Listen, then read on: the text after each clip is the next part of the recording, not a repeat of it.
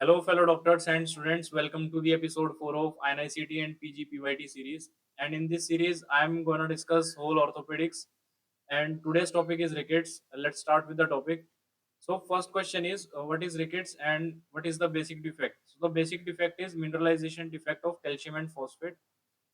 And the second is this is the disease of hypertrophic layer of growth plate. What is growth plate? Growth plate is between the metaphysis and the epiphysis. And the third question is what is the direction of the growth plate? The direction of growth plate is towards metaphysis. It is the third PYQ. Now let's see the sequence of interstitial growth of bone at the level of growth plate. So that is it is GPHLL. So आपको ये mnemonic याद रखना है. GPHLL आप अपना mnemonic भी याद रख सकते हो. So the germinal layer, what is germinal layer? It is the layer where cells are born, and proliferative layer where cells multiply. Hypertrophic layer is accommodation of calcium. Layer of calcification is where cells calcified, and the ossification layer is where the cells become part of normal bone at metaphyseal end. So इसमें से क्या question आएगा? इसमें से question रहेगा यही हाइपोट्रोफिक layer question रहेगा कि what is the hypertrophic layer and what is the defect in rickets. So the defect in rickets is accommodation of calcium or mineralization defect at the level of hypertrophic layer. Now let's move to the Salter's classification of fractures. You cannot afford to miss it. इतना important topic है ये, हर बार PY cues में INICET में हो चाहे NEET PG में हो बहुत बार पूछा जा चुका है.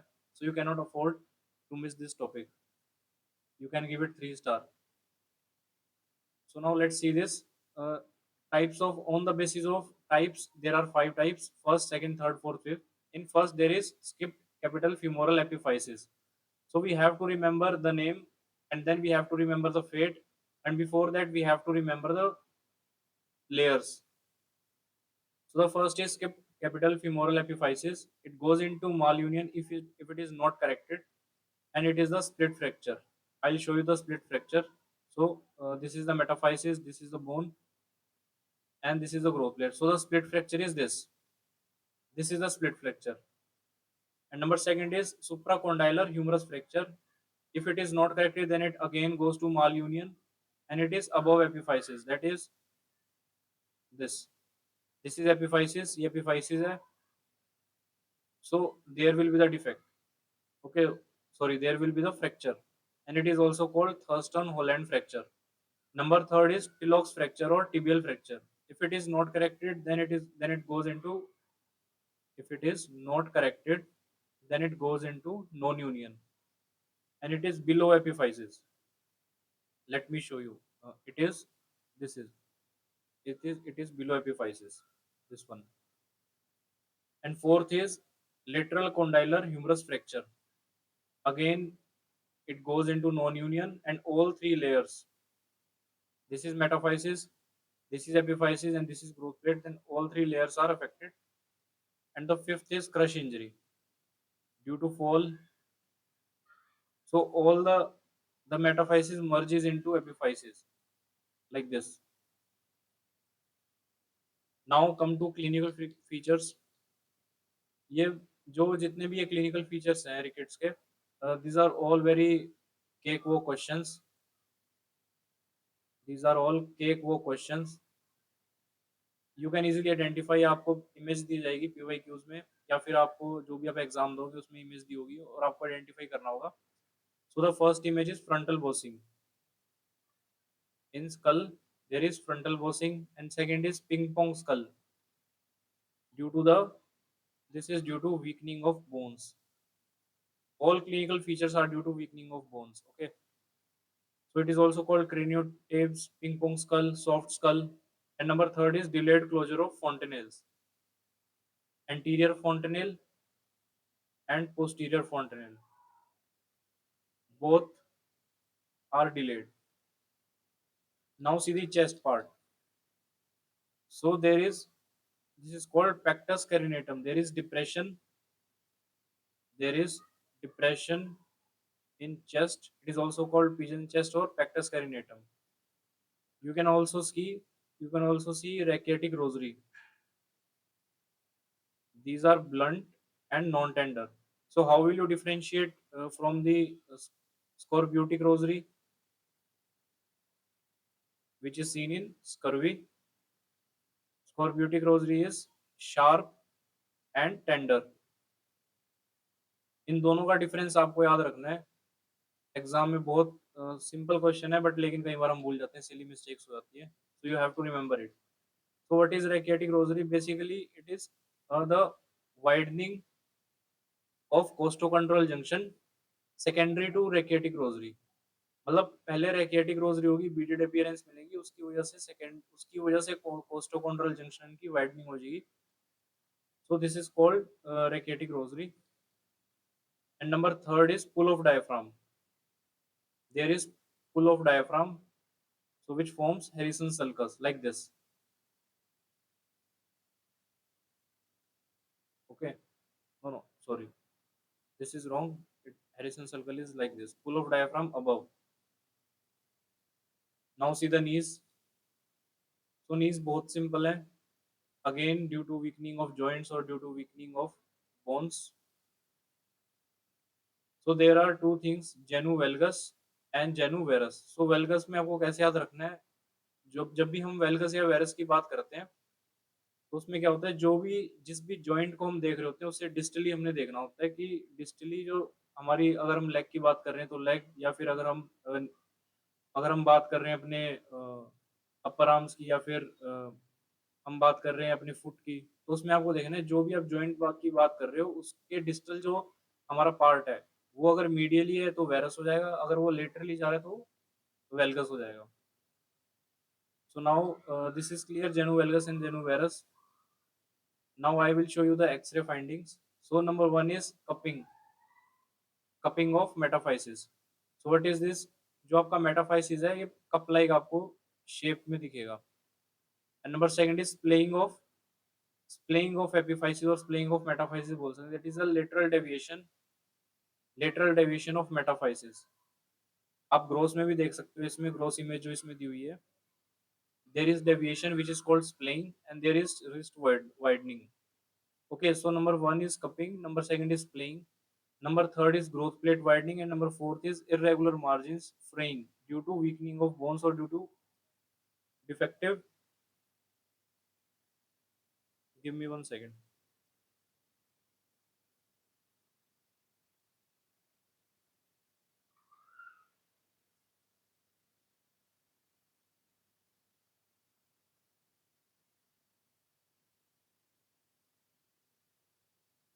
Yeah, so it is due to defective. Uh, I was saying fraying. So fraying is due to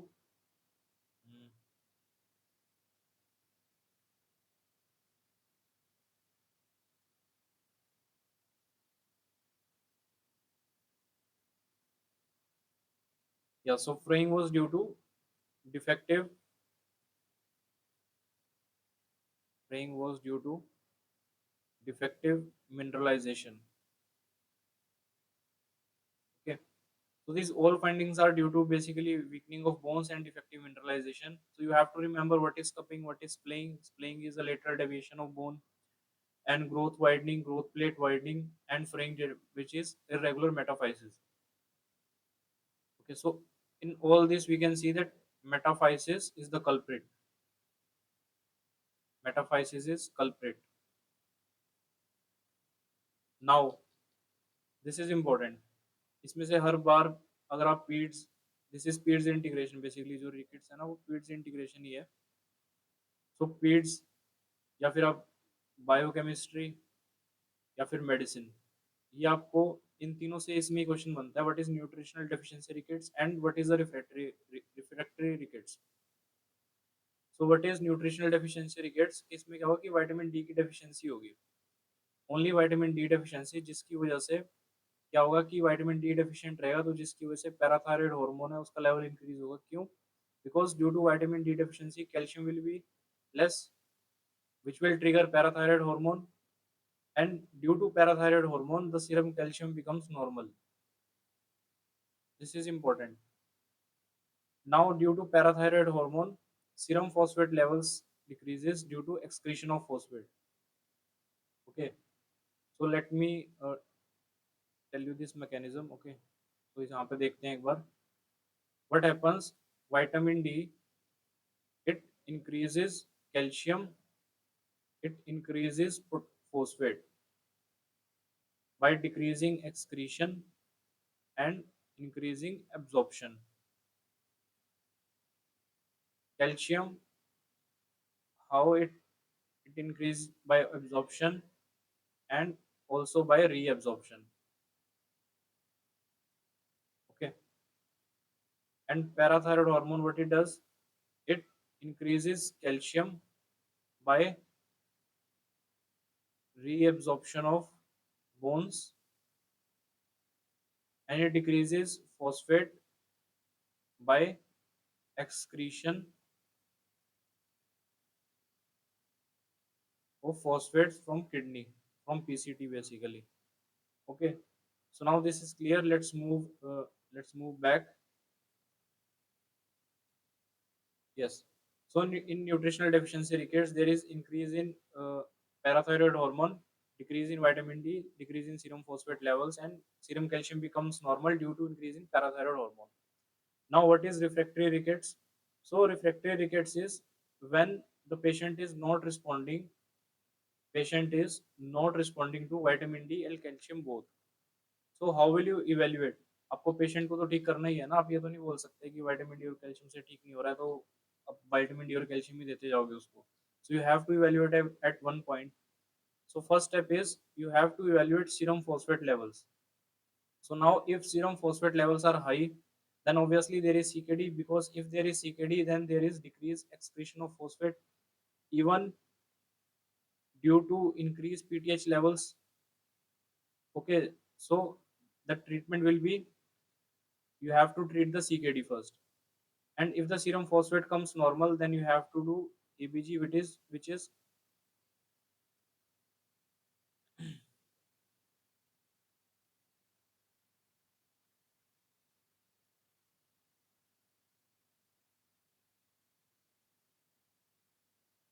so if acidosis is absent or acidosis is present, you have to see on ABG whether acidosis is present or whether acidosis is present. If acidosis is present, then you have to suspect that it is arteriorenal tubular acidosis, which is normal anion gap metabolic acidosis, hyperchloremia. So this is very important, which is normal anion gap metabolic acidosis, hyperchloremia, and urine anion gap is positive in type 1 and type 4 RTA, and urine anion gap is negative in type 2 RTA. So you have to remember these 4 points, and I will discuss this RTA tomorrow. I will discuss the RTA tomorrow, complete topic. Okay, so now come back to where acidosis is absent. If acidosis is absent and serum phosphate levels are low, so you have to do now PTH, because if serum phosphate levels are low, it is due to PTH, which has increased the excretion of phosphates. So now you have to see whether it is increased or parathyroid hormone is normal. If parathyroid hormone is normal, it means vitamin D deficiency is there, as calcium is low, phosphate is low, but parathyroid hormone is high. And still, to compensate it, the parathyroid hormone is increased to compensate the calcium and phosphate levels. It is called type 1 vitamin D dependent rickets. And if the parathyroid hormone is normal, it means that everything is normal: vitamin D, parathyroid hormone, calcium, only phosphate is low. So you have to suspect familial hypophosphatemic rickets, which is X-linked dominant and FX gene is affected. Okay, so now I am again repeating this. If the patient is not responding to vitamin D and calcium, what you have to do, you have to evaluate the patient for different causes. So how will you evaluate? You will do serum phosphate levels. If serum phosphate levels are high, you have to suspect CKD. If serum phosphate levels are low, you have to do ABG. If on ABG acidosis is present, then you have to suspect RTA. If acidosis is absent, then you have to do parathyroid hormone levels. And if parathyroid hormone levels are normal, then it means it is familial hypophosphatemic rickets, which is X-linked dominant and FX gene is affected. And if it is increased, then you have to suspect vitamin D dependent rickets, which is autosomal recessive. It is also PYQ. These all are PYQs. This whole topic is a PYT. Now you have to suspect if uh, So one thing is, if the patient or if the tissue is hyporesponsive to vitamin D, so what will happen? Vitamin D will increase in blood, parathyroid hormone will increase in blood. Why parathyroid hormone will increase in blood? Because tissues are hyporesponsive to vitamin D, and calcium will be, serum calcium will be less, so which will trigger parathyroid hormone, and which will also trigger the ALP. But due as the parathyroid hormone is increased, so the serum phosphate level will decrease. So you have to understand this type 2 vitamin dependent rickets. In type 1 dependent rickets, what was there, that vitamin D is low, so and parathyroid hormone is high. And in type 2 vitamin D dependent rickets was that the tissue is hyperresponsive to vitamin D, tissue is not responding to vitamin D. So if you give so much of vitamin D, still the tissue will not respond, still the patient will be vitamin D deficient. Now come to the treatment part of rickets.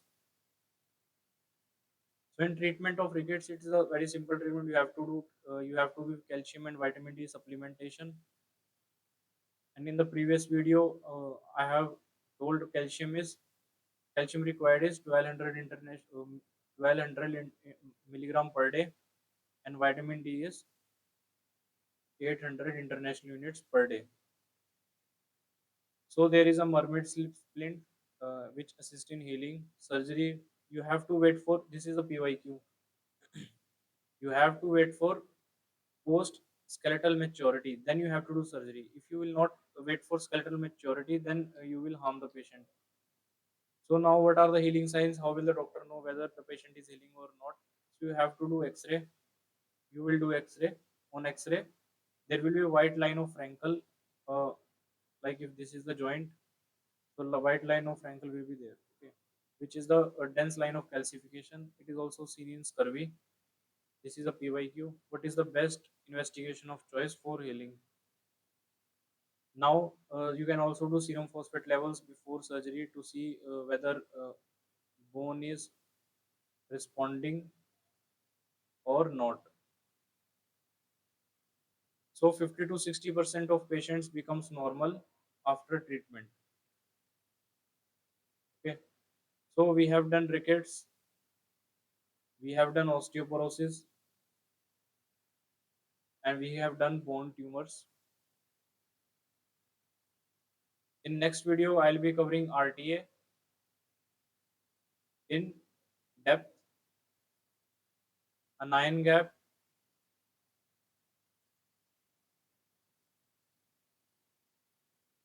Just 1 second. I'll be covering bone tumors, RTA and bone tumors I have done, rickets I have done, osteoporosis I have done, and in the next video I'll be covering a 9 gap and RTA in depth. So bye bye, take care, and don't waste your time. Just follow your heart and do some sports, workout, and whatever you wanna do.